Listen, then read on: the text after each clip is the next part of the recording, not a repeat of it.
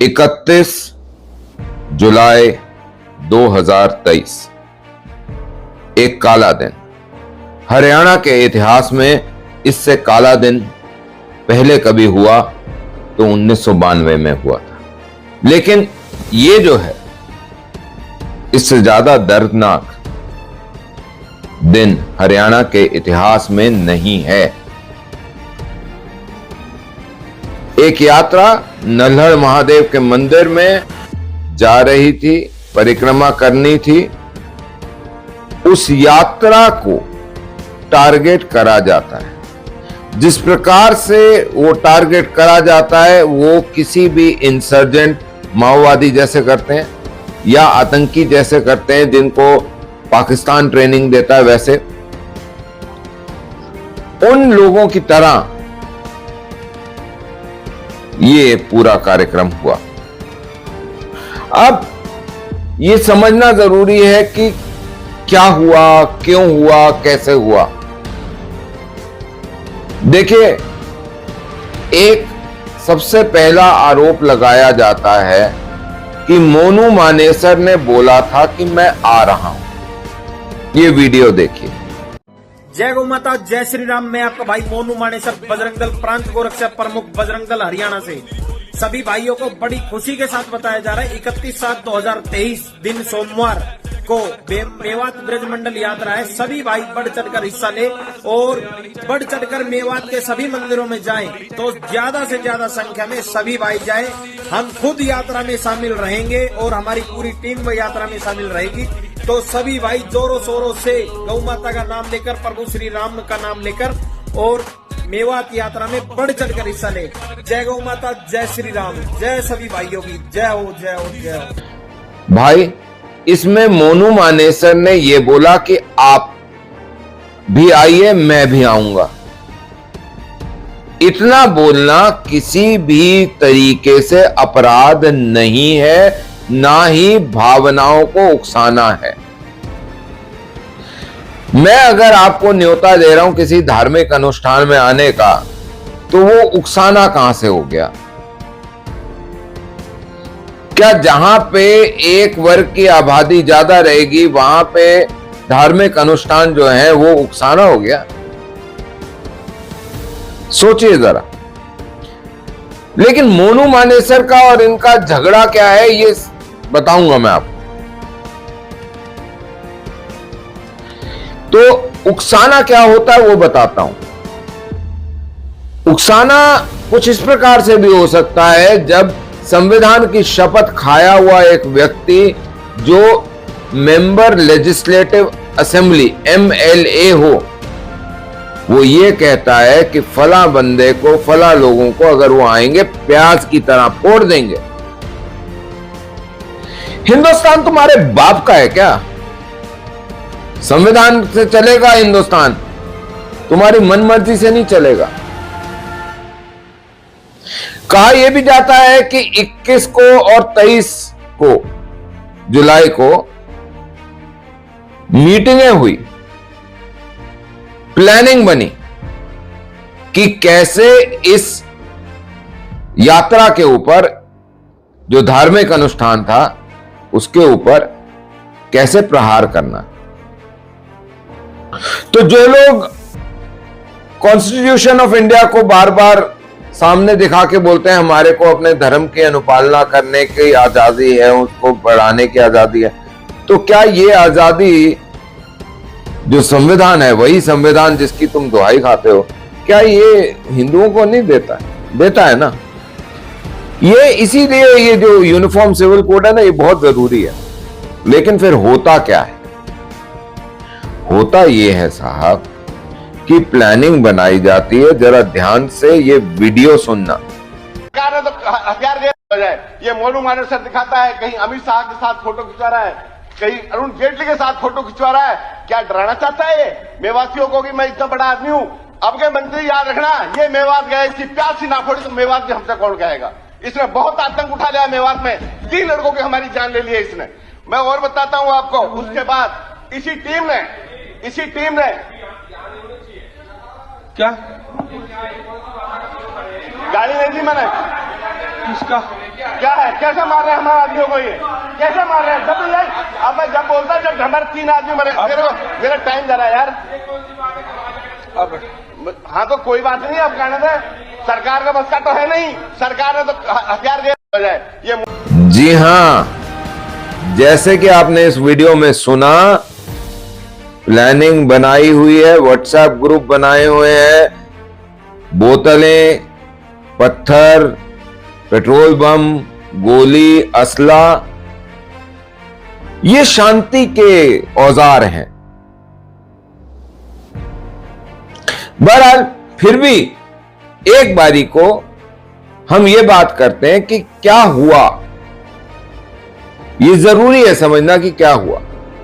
यात्रा आती है, उस यात्रा के अंदर काफी मात्रा में हिंदू अपने धार्मिक अनुष्ठान पे नल्हड़ महादेव के मंदिर जाने के लिए आते हैं। बहरहाल बीच में एमएलए भी जुनैद हुसैन, जो आम आदमी पार्टी का एक कार्यकर्ता है, एक नेता है, उसकी बात हम बाद में करेंगे। बट ये दोनों एमएलए कांग्रेस के, अल्ताफ और मामन खान, ये अपनी एक व्यू रचना बनाते हैं। एक और कांग्रेस के नेता हैं, वो भी अपनी रचना बनाते हैं। इन्होंने छोटे छोटे व्हाट्सएप के ग्रुप बनाए हुए हैं। सुनने सुनाने में यही आता है कि व्हाट्सएप के ग्रुप बनाए। एक जो अभी आपको वीडियो बताया था, उसके अंदर भी आया। तो ये वीडियो जो आता है, ये बार बार व्हाट्सएप ग्रुप में ये बताया जाता है कि आपने क्या करना है, क्या नहीं करना। तो फिर 21 से 23 तारीख के बीच में कई छतों के ऊपर आसमानी तरीके से छतों के ऊपर पत्थर बिछ जाते हैं, पत्थर इकट्ठे हो जाते हैं। जैसे बारिश होती है ना साहब, तो बारिश हुआ तो नाली जाम हो गई, पानी इकट्ठा हो गया, वैसे पत्थर इकट्ठे हो जाते हैं।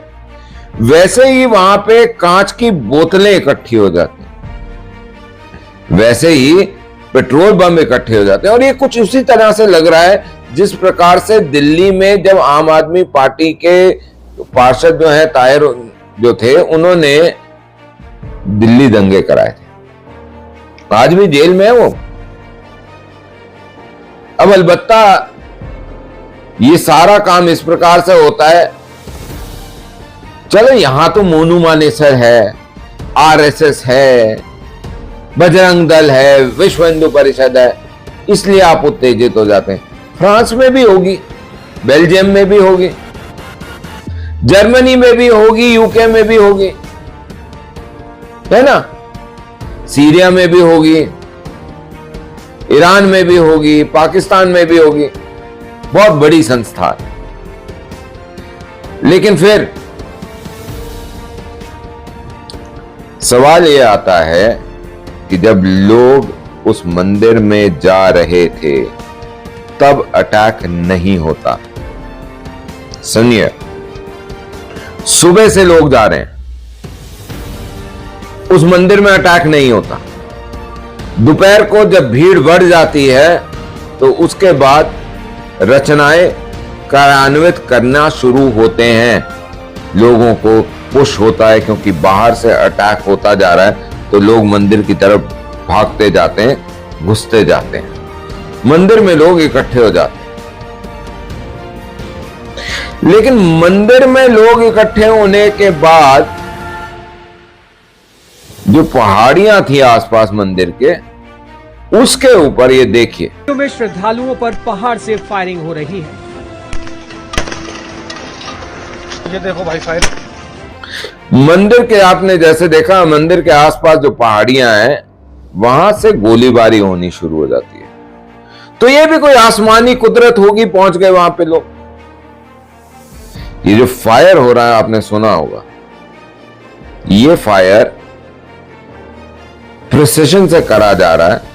इसकी रीलोडिंग में उतना समय नहीं लग रहा जितना एक नॉन प्रोफेशनल को लगना चाहिए। ये एक प्रोफेशनल फायर है। कुछ लोग जो इनके हिमायती हैं वो बोलते हैं कि कुछ हिंदुओं ने फायर करा पीछे। तो वो फायर क्या करा साहब वो बताता हूं। उन लोगों के पास अपनी लाइसेंसी हथियार है। लाइसेंसी हथियार आप क्यों लेते हैं? अपनी आत्म सुरक्षा के लिए। तो आज जब आपके ऊपर गोली बरस रही होगी, पत्थर आ रहे होंगे, बम आ रहे होंगे, पेट्रोल के, कांच की बोतलें आ रही होंगी, तो क्या आपको तब भी अपनी सेल्फ प्रोटेक्शन का अधिकार नहीं है? ऐसा मान लिया जाए कि आपको तो अधिकार है मारने का, और जो मर रहा है उसको अधिकार ना हो बचाने का। समझ रहे हैं बात? तो ये जो हिमायती हैं ये बोलते जी वो तो असला लेकर चल रहे थे। अच्छा, ये जो हिमायती हैं ये भी साहब गजब हैं। इनको शस्त्र पूजा के शस्त्र दिख जाते हैं, लेकिन इनको इस यात्रा की तलवार दिख गई। ताजिए में तलवार होती है वो नहीं दिखती इनको, तब अंधे हो जाते हैं। इनमें से एक बुड़बक तो अंग्रेजी की कोई मोनू मोनू कविता सुना रहा था, ये देखिए जरा। Hate has a gender, hate has a mentor, hate has a face, hate has a name. Monu is in your home, Monu is in your office, Monu is in the metro, Monu is in the Mercedes, Monu is in the auto, Monu is in the Audi. Here, there, everywhere, Monu is the nightmare. Monu is your mom, Monu is your dad, Monu is your uncle, Monu is your aunt, Monu is अड़ोसी and Monu is पड़ोसी। इसका अपना भाई बलात्कार के case में भुगत रहा है काम, कांग्रेस का नेता है, और ये चला दुनिया को पाठ पढ़ाने। मतलब अपने मुंह पे कीचड़ मला हुआ है और दुनिया को बोलता तुमने मुंह साफ नहीं करा। लानत फेंकी ऐसे आदमी पे। चलिए फिर क्या होता है इसको भी ध्यान से समझने की जरूरत है। ममता सिंह डीएसपी जो है वो आती हैं, एडीजीपी, उनके ऊपर भी फायर होता है। तो जो एडीजीपी जब आती है उनके ऊपर फायर होता है, तो उनके साथ पुलिस वाले आए होते हैं, तो फिर वो जवाबी फायर करते हैं। उनमें से कुछ प्लेन वर्दी में होते हैं, उनके पास प्रॉपर असॉल्ट राइफल होती है। तो फिर उसका षड्यंत्र चलाया जाता है कि जी हिंदुओं के पास असॉल्ट राइफल थी, वो पहले से प्लान करके आए थे। ये नैरेटिव भी फिर फेल हो जाता। अभी तक अंदाजन हम सारी बातें लबोलबाब उसी दिन की कर रहे हैं। ये सारा होता हुआ अंधेरा आ रहा है, अंधेरा आ रहा है, ये लोग ऐसे करके क्लोज अप कर रहे हैं। अब मैं इसके ऊपर नहीं जाऊंगा क्योंकि मेरे पास साक्षात नहीं है, और एडीजीपी साहिबा ने ये बोला कि जी ऐसा नहीं हुआ, लेकिन बहुत सारी कॉन्ट्ररी रिपोर्ट्स आती हैं कि वहां पे महिलाएं कुछ गायब हैं, कुछ महिलाओं के कपड़े, कुछ महिलाओं का आवाजें सुनने को मिलती हैं। तो वो क्या है क्या नहीं, वो जब समय आएगा पुलिस तफ्तीश करेगी, मैं उसमें बहुत ज्यादा नहीं बोलूं। लेकिन ये जो लीक्ड ऑडियो आपको पहले सुनाया था, उससे ये चीज तो स्पष्ट होती है कि मामन खान ने भी बहुत सारे व्हाट्सएप ग्रुप बनाए हुए थे। इन लोगों ने इस विषय के ऊपर व्हाट्सएप ग्रुप बनाए हुए थे। जिन लोगों ने अटैक करा वो लोग जो हैं वो इसके लिए तैयार थे कि कुछ भी हो जाए। अब इस कुछ भी हो जाए में होता क्या है कि इसमें उस जगह 5 लोगों की हत्या होती है। 2 तो हैं होमगार्ड वर्दी में और 3 लोग अन्य। पहला अंकित, एक अच्छा सनातनी बालक। अंकित को गोली लगती है साहब, उसको डाला जाता है एम्बुलेंस में कि इसको एम्बुलेंस में लेकर जाओ, गोली लगी। रास्ते में यही शांति दूत उस गाड़ी को रोक लेते हैं। एम्बुलेंस को रोकने के उपरांत वो इस एम्बुलेंस में अंकित को पकड़ते हैं, उसका गला काट देते हैं, खून की बुहारें निकल रही हैं, और उसके उपरांत उस एम्बुलेंस को जला देते हैं अंकित अंदर। कौन सा इंसान ऐसा काम करता है? ये इंसान का काम नहीं है, शैतान का काम। जो ये पत्थर फेंक रहे थे लोग, इनमें 10, 11, 12 साल के बच्चे भी थे। तो जो लोग इन 10, 12 साल के बच्चों को लेकर आए थे पत्थर फेंकवाने, वो और जो फेंक रहे थे 10, 12 साल के, क्या वो दोषी नहीं है? वीडियो में उनको आइडेंटिफाई करना क्या जुर्म है? नहीं है। ये मोटा मोटा घटनाक्रम उस दिन का,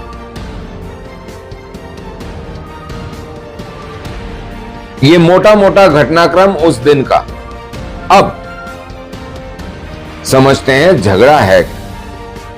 ये बोलते हैं मोनू मानेसर आ रहा था इसलिए हमने ये करा। साहब, वो जो बच्चे थे उस भीड़ में वो मोनू मानेसर थे, वो महिलाएं मोनू मानेसर थी, वो वृद्ध जो थे वो मोनू मानेसर थे, वो जवान मोनू मानेसर थे, नहीं थे ना? पुलिस वाले मोनू मानेसर थे? नहीं थे। गाड़ियां मोनू मानेसर थी? नहीं थी। मेवात में बैंक्वेट हॉल मोनू मानेसर थे, शोरूम मोनू मानेसर थे, दुकानें मोनू मानेसर थी, मंदिर मोनू मानेसर थे, या मोटरसाइकिलों की शोरूम मोनू मानेसर थे? कौन थे मोनू मानेसर? कहां था मोनू मानेसर? मोनू मानेसर तो वहां था ही नहीं उस दिन। तो फिर ये झगड़ा हुआ क्यों?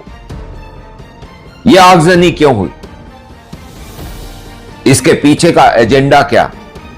क्या आपको लगता है कि दुनिया में किसी को समझ नहीं आएगा? इतने बेवकूफ बैठे हैं लोग, सबको समझ में आता है कि ये झगड़ा फसाद, ये मार काट क्यों हो रही। वो कुछ लोग बोलते हैं जी ये सेंसिटिव एरिया था, इसमें से निकालने की क्या जरूरत है। तुम गधे लोगों, सेंसिटिव किस हिसाब से? क्योंकि वहां एक समुदाय की पॉपुलेशन ज्यादा इसलिए सेंसिटिव हो गया? तो नो गो एरिया हो गया क्या? देश के लोग अपने देश में ही उस एरिया में नहीं जा सकते जहां एक समुदाय दूसरे समुदाय से ज्यादा है। तो ऐसे तो भारतवर्ष के अंदर बहुत सारी जगह 85% हिंदू हैं। तो क्या सरकार को और पार्लियामेंट को यह पास कर देना चाहिए कि 85% area is no go area for others? तो फिर यूनियन ऑफ स्टेट और जो भारत का कंसेप्ट है वो कहां गया? उसके ऊपर भी ये कथित शांति दूत और उनकी हिमायत करने वाले बुद्धिजीवी आतंकी ये हमला कर। मैं इसको आतंकी हमले, इंसर्जेंट हमले से कम नहीं समझता। इसमें एक यूट्यूबर, देखिए, मारो या मरो, सही है ना? देखो, मारो तो फिर भी सवाब है, और मैं यकीन के साथ कह रहा हूँ, और जब मर गया तो समझ लो जन्नत का हकदार हूँ। मतलब शहादत है यार, हक पे लड़ रहा हूँ, मुसलमानों के लिए लड़ रहा हूँ, जंग है यूं। और या मैं इंशाल्लाह अल्लाह ताला से उम्मीद है कि हमें कामयाब करेगा। ये जैसे आवा ना, सही है, जिनकी तोड़ फोड़ कर दो। और हिंदू से तो मैं कहना चाहूंगा कि मेरे भाइयों, जो धर्म के रखवाले हो ना, तो धर्म की रखवाली करो, कि मुसलमानों को या म्यों को या मेवात वालों को ना छेड़ो, तो तुम्हें दिया जाएगा और तुम्हें पता भी नहीं चलेगा। तुम्हारी इतनी बड़ी औकात नहीं है, तुम तलवार की नोक देख के डर जाते हो, और हम तलवार हाथों में लेके गर्दन भी उड़ा दें ना अगले बंदे की, तो भी नहीं डरते, याद रखना। और मेरा भाई, या वार्निंग है ना, हल्का में मत लियो, सही है ना? अब की अल्लाह की कसम है, ये जो म्यों है ना, फुल जोश में और फुल गुस्सा में लग रहा है मुझे, सही है ना? और यही, और मैं म्यों से कहना चाहूँगा, गुस्सा बरकरार रखियो जब तक तुम्हें इंसाफ ना मिले। भाइयों, जो मोनू मानेसर ने मेवात में यात्रा लेके आ रहे, कसम खुदा की, यकीन करोगा, मारो या मरो, सही है ना? ये व्यक्ति अपने आप को मेवाती कहलाता है पाकिस्तान से, और जहां का ये पाकिस्तान से है ना साहब, वहां पे आतंकवादियों का हेडक्वार्टर है। तो क्या ये समझना गलत होगा कि आतंकियों के हेडक्वार्टर से इन लोगों के पास YouTube के वीडियोस के माध्यम से ऑर्डर्स आते हैं कि क्या करना है, कैसे आग लगानी है, कैसे भड़कना है। गलत तो नहीं होगा ये सोचना, लेकिन फिर ये तफ्तीश का विषय है। भाई बात को समझना अनिवार्य है कि मोनू मानेसर और इनका झगड़ा क्या है। सबसे पहले अब इस पॉइंट पे उसको क्लियर कर लेते हैं। मोनू मानेसर और इनका झगड़ा ये है कि मोनू मानेसर बोलता है गाय मत काटो, ये बोलते हैं हम गाय काटेंगे। वो बोलता है भाई गाय मत खाओ, ये बोलते हैं हम गाय खाएंगे। वो बोलता है गाय की तस्करी मत करो, ये बोलते हैं हम गाय की तस्करी करें। वो बोलता है गाय को चुरा के मत बेचो कसाईयों को, ये बोलते हैं हम तो करेंगे। इसका लबो लुबाब यही है कि ये करना चाहते हैं और वो मना करता है। और वो मना क्यों करता है? क्योंकि दो चीजें, एक हिंदुओं के लिए आराध्य है गौ माता, और दूसरा हरियाणा प्रदेश के अंदर गौ हत्या, गौ का मांस खाना, गौ की तस्करी करना एक जुर्म है। तो फिर ये ले जाते हैं कि जी ये क्यों कर रहे हैं, पुलिस क्यों नहीं करेगी? अरे एनजीओ क्यों काम करते हैं, सरकार क्यों नहीं करती? ये क्यों फिर बात नहीं होनी चाहिए? फिर बात ये क्यों नहीं होनी चाहिए कि जी स्वायत्त संस्थाएं बनती क्यों हैं, समाज सेवी संस्थाएं बनती क्यों हैं? अब ये लेफ्ट का जो इकोसिस्टम है ना साहब, इन्होंने 3600 ट्रस्ट और 3600 इन्होंने एनजीओ बनाए हुए थे। वो क्यों बनाए थे साहब? उनका क्या मतलब? फिर तो सरकार को ही सारा कुछ करना चाहिए। एनजीओ बनते इसीलिए है ना, ट्रस्ट बनते इसलिए है ना, तो इसीलिए, और उनको आईडीज दी है। मेरा अब एक और एंगल को छूता हूं। उस दिन एक अटैक और हुआ, वो अटैक हुआ साइबर पुलिस स्टेशन। वो साइबर पुलिस स्टेशन जहां पे कुछ समय पहले, जिसके अंतर्गत 5000, जी हां सही बोल रहा हूं, 5000 सैनिकों के साथ हरियाणा पुलिस ने रेड मारी। जैसे झारखंड में वो झामरा करके जगह है ना जहां पे सारा फ्रॉड होता था, साइबर फ्रॉड, वैसे ही मेवात बन गया, नूह बन गया।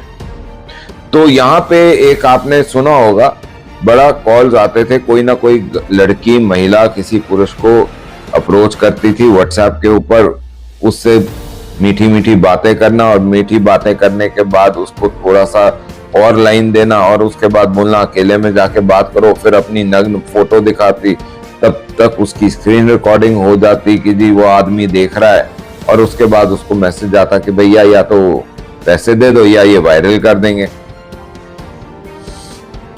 ये जो है ये एक बहुत बड़ा षड्यंत्र था और बहुत लोग इसमें बर्बाद हुए, कुछ ने तो आत्महत्या कर ली। तो पुलिस ने इसके ऊपर कार्रवाई करी। जो बैंक फ्रॉड हो रहे थे वो भी होने शुरू हो गए, जो क्यूआर कोड लेकर स्कैन करके फ्रॉड हो रहे थे वो भी बनने शुरू हो गए। तो ये उसका पूरा अड्डा बन चुका था। इसकी पूरी डिटेल जो है वो उस साइबर थाने में थी।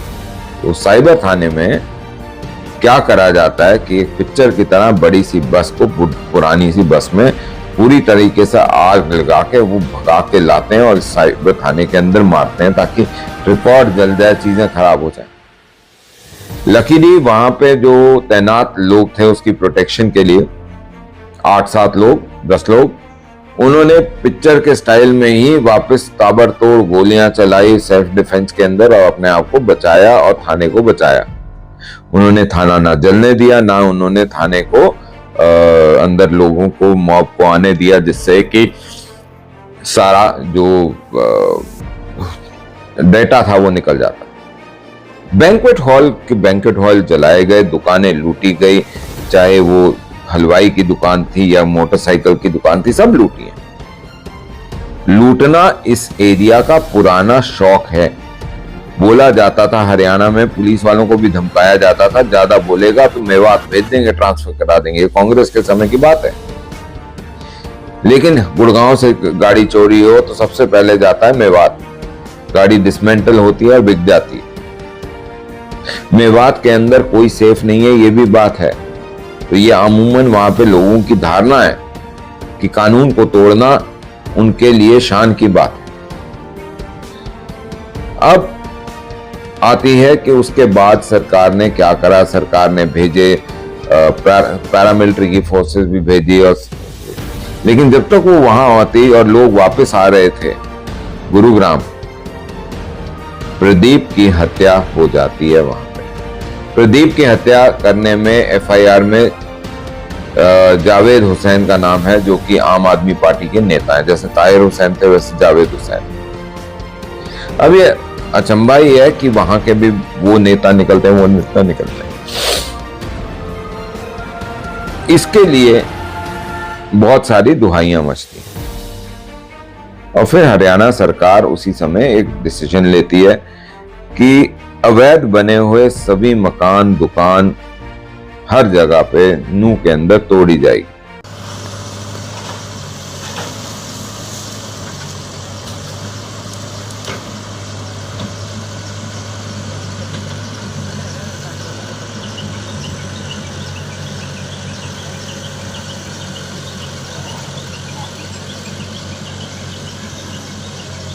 तो उससे भी कुछ लोगों को परेशानी हो।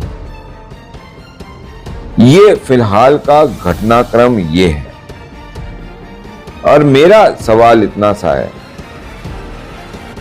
कि क्या हिंदू होना और अपनी अस्मिता को रखना इस देश के लिए, इस देश में सेंसिटिव एरियाज के लिए प्रॉब्लम है?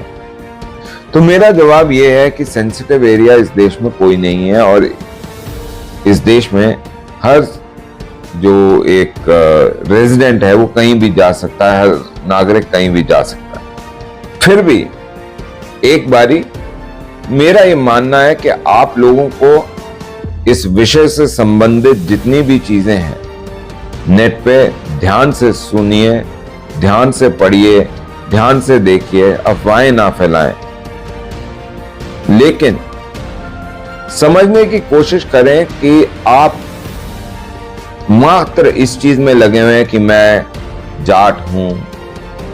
ये जाट वाला एंगल भी मैं अभी छूता हूं, वो जरूरी है कि जी हिंदू संगठनों ने आह्वान करा लोगों को, और कुछ संस्थाएं जो जाटों को रिप्रेजेंट करती हैं उनके लोग सामने आके बोले हमारे को बुला रहे थे जी, हम नहीं गए, हम तो भाईचारा बनाएंगे। भाई बिल्कुल भाईचारा बनाओ, तुम वो भाई हैं, तुम चारा बनोगे, तुम बचोगे ऐसा नहीं है, वो भाई हैं, तुम चारा बनोगे। कब बनोगे ये ऊपर वाले की कुदरत। लेकिन अब आपको ये समझना है कि इस देश के अंदर कानून की अनुपालना अनिवार्य है। मन मर्जी से दंगे करने, मन मर्जी से लोगों के ऊपर अत्याचार करना गलत है, ऐसा नहीं होना चाहिए। इस एक्शन के बाद बहुत सारे लोगों ने महापंचायत करी, काम करा, कुछ ने गलत भी करा, रिएक्शन भी दिया हिंसा से रिएक्शन को मैं बहुत ज्यादा सब्सक्राइब नहीं करता, लेकिन जब जान पे बनाई तो वो जवाबी कार्रवाई अपने सेल्फ डिफेंस वाली अलग विषय। हाँ, सेल्फ डिफेंस से याद आया, एक वीडियो ऐसा भी है साहब जहां ये बोला जाता है कि सेल्फ डिफेंस के लिए सीआईए जो है, क्रिमिनल इन्वेस्टिगेशन जो यूनिट है इसका, हरियाणा पुलिस का, अगर वो आपके घर में सिविल क्लोज में आए तो मारो उनको। तुमको क्या पता कौन है, बोल देना सेल्फ डिफेंस में मारा। अगर सीआईए पुलिस किसी गांव में बिना इंफॉर्मेशन के घुसे, आपका मुकामी थाना ना रहे, हाथ पैर तोड़ दो, छिड्डी छिड्डी कर दो, क्योंकि सेल्फ डिफेंस के लिए धारा है। कह देना साहब गुंडे, हमें क्या पता।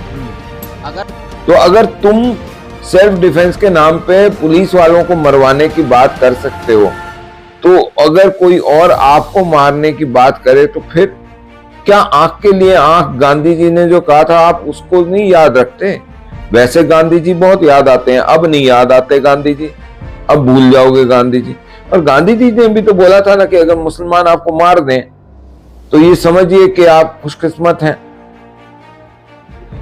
अगर मुसलमान आपको उड़ा दें तो उसके बाद जो व्यवस्था शांति की स्थापित होगी, आप उसके लिए भी आपने बहुत अच्छा काम करा। ऐसी कुछ चीजें हैं जो उन्होंने बोली नहीं है। मेरा एक ही सवाल, एक ही चीज है। बहुत कुछ हो रहा है, कोर्ट में भी गया है, कोर्ट ने भी कुछ कहा है चीजें और करा है। मैं उस पर अभी पूरा इसलिए नहीं बोल सकता क्योंकि मैंने प्रोसीडिंग्स नहीं पढ़ी, लेकिन मैं इतनी चीज जरूर बोलना चाहता हूं।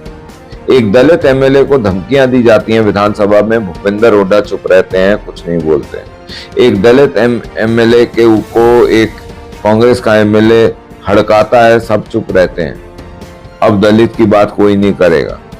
मैं ये भी बोलता हूं कि इन एमएलएओं का काम, क्योंकि ये संवैधानिक पद पे हैं, इनका काम ये था कि ये संवैधानिक तरीके से काम करें और अपने आप को उस पे जिसे कहा जाता है ना, they should keep themselves up in it. इन्होंने वो काम नहीं करा क्योंकि इनको सेकुलर होना चाहिए था। ये सेकुलर नहीं रहे अपने काम में, ये कम्युनल रहे। ये एक जाति के साथ, एक समुदाय के साथ रहे, दूसरे समुदाय को मरने के लिए छोड़ दिया, उसको बचाने के लिए इन्होंने कोई काम नहीं करा। बाद में पीस कमेटी में आ गए, ये आ गए, वो आ गए, ये कोई काम नहीं होता साहब। नू का इंसिडेंट जहां तक मैं आकलन करता हूं, इसको दूसरा गोधरा बनाने की चेष्टा थी। कुछ पत्रकारों का, कुछ लोगों का 2002 से लेकर 2014 तक कोई 12 साल ये पूरा काम चला कि मोदी जी को 12 साल तक हॉन्ट करते रहे। ऐसा ही काम यहां पे करने की एक चेष्टा थी और वो चेष्टा कुदरत के चलते विफल हो गई, क्योंकि उस तरीके की कार्नेज नहीं हो पाई जिस प्रकार से इनको चाहत थी।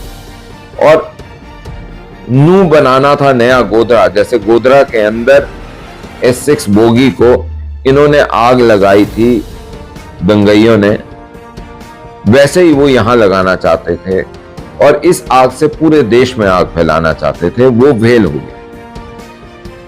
अब सामने ये भी आया कि इसमें I.N. योगदान है, चाहे वो मामन खान का हो, अल्ताफ का हो या वो जुनैद का हो। और ये जब सामने आई चीज, तो फिर सरकार ने जब अपना एक्शन लिया, तो उस एक्शन को बचाने के लिए कुछ लोग, मैं उनका नाम नहीं लेना चाहता क्योंकि वो ऐसे पद पे हैं जहां उन्हें सम्मानित और माननीय कहना चाहिए, उन्होंने उसके ऊपर स्थगित कर दिया।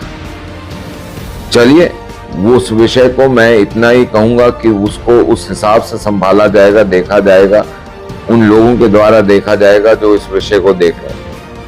लेकिन मेरा आपसे गुजारिश जरूर रहेगी कि इस विषय को सुनने के बाद, समझने के बाद, आप जरूर एक बारी जितनी इंफॉर्मेशन हो सकती है वो लीजिए और अपने आप आंकलन करिए कि क्या ये देश के अंदर एक टेरर अटैक और एक इंसर्जेंट अटैक से कुछ कम है क्या। दूसरा, आप आंकलन करिए कि यहां मरने वाले को ही जवाब देने की बात कही जा रही है कि नहीं। और तीसरी चीज कि जिसने कत्ल करा और जिसका कत्ल हुआ, तो कत्ल करने वाला बेचारा और कत्ल होने वाला दोषी, ये कैसे हो सकता है। एक वीडियो मैं आपको और चलते चलते दिखा रहा हूं। ये वीडियो एक प्रोपेगेंडा वीडियो है। प्रोपेगेंडा इस हिसाब से कि कुछ लोग छुप के पहाड़ियों में, घास फूस में बैठ के अपने आप को भगे हुए बता रहे हैं, बेचारगी बता रहे हैं। और आप देख सकेंगे कि उसके अंदर कैमरे लेकर वो कैसे कैसे एंगल से शूट कर रहे हैं। तो ये एंगल से शूट करना, करवाना और पूरे वीडियो बना के बोलना, हाँ जी हम तो बुरे फंस गए, बुरे मर गए, बुरा हो गया, बुरा हो गया। भाई बुरा हालात मुसलमानों को सब बैठा भाई नरमान में निकल के भाई देखो भाई छोटा सा बालक भाई सब ऐसे ही बात करने मिल रहा। भाई अल्लाह बचावा, अल्लाह से दुआ करो सट्टियट भाई, कैसे भी हालत में बुरी हालत भाई, मर जा तो मर जा तो तुम भाई दुआ करियो हमारे बारे में, अल्लाह हमारे बालकन तक पहुंचा दिए। तो बुरा हालात भाई, कैसे करके भाई घर से बाहर मत निकलो भाई, नरमान में पड़ा था, खुदा तोड़ी तलवार ने बिंदुकन ले लेके हमारे पीछे भागा पड़ा। हेलो होटल में भाई कैसे भी लगा लियो भाई। ये प्रोपेगेंडा सीरिया में भी हुआ, ईरान में भी हुआ, और इस काम को लगातार करा जा रहा है। कुछ मीडिया वाले, कुछ फैक्ट चेकर्स, कुछ और लोग बार बार ये बोलते हैं कि इसमें एक विशेष समुदाय के लोग हतोहत्साहित हो रहे हैं, वो आहत हो रहे हैं, वो बेचारे इकोनॉमिकली हो रहे हैं। साहब, एक जुनैद होता है, आप दिल्ली से न्यूयॉर्क तक चिल्लाते हैं, अंकित गया उसके लिए आपसे कुछ नहीं बोला गया, प्रदीप गया उसके लिए कुछ नहीं बोला गया, नीरज गया उसके लिए कुछ नहीं बोला गया, दूसरा वो गुरनाम या क्या नाम था लड़का, वो जो दूसरा होमगार्ड था, उसके लिए आपके लिए कुछ नहीं बोल सकते हो। आप क्यों इस प्रकार से अपने आप को, अपने दोगलेपन को, अपनी बेगैरती जमीर को क्यों एक्सपोज करते हो बार बार? अभी भी ये बोलता हूं कि एक निर्णय लेने से पहले, एक ओपिनियन बनाने से पहले चीजों को होलिस्टिकली देखें। ये जो लोग YouTube बना के चैनल बनाते हैं, ये जो लोग फैक्ट चेकर्स कहलाते हैं, अपने आप को पत्रकार कहलाते हैं, NGO वाले कहलाते हैं, दूसरे तीसरे कहलाते हैं, और लिबरल वेस्ट और लिबरल चीजें बोलते हैं अपने आप को और कहते हैं कि हम सेकुलर हैं। इनसे ये पूछिए कि जब एक विशेष लोग, एक विशेष जाति के लोग उस समुदाय पे जो वसुदेव कुटुंबकम को मानता हो, उसके ऊपर बार बार अत्याचार करें, वो ये बोले कि जी सेंसिटिव एरिया, क्योंकि उस विशेष जाति के लोग वहां रहते हैं, उस विशेष समुदाय के लोग वहां रहते हैं, और वहां आपको ये नहीं करना चाहिए, नहीं करना। क्यों नहीं करना चाहिए साहब? 47 में आपको दे दिया था ना, उसके बाद सेकुलरिज्म तो अपना लो। ये चीज आपको निर्णय लेना पड़ेगा, आपको सोचना पड़ेगा कि आप क्या देने को तैयार हैं और क्या नहीं।